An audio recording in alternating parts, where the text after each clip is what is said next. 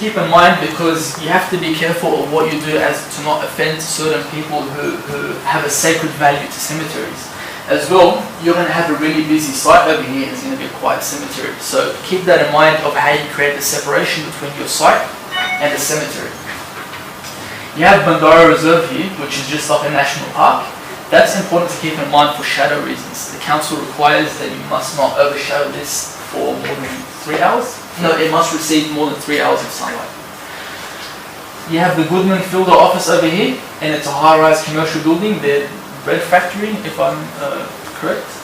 But it's not the factory, it's the head office. You have the Microsoft building over here, and that's our direct neighbour. And then over here you have the main roads.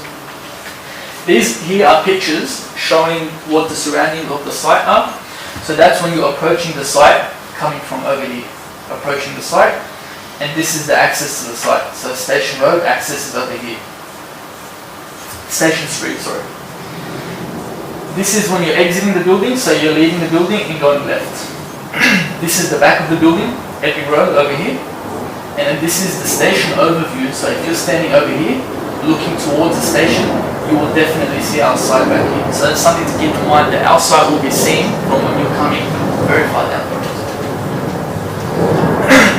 This is the constraints and opportunities map that I had done when we did our site analysis at the beginning of the year.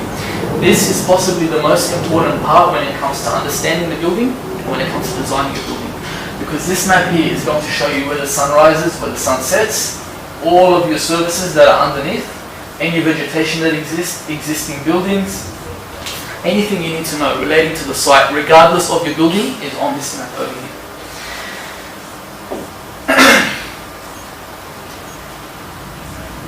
That's not supposed to come out like that. Okay, so we understand our site and we understand what the council wants from us. Now we have to understand what the council classifies as our site.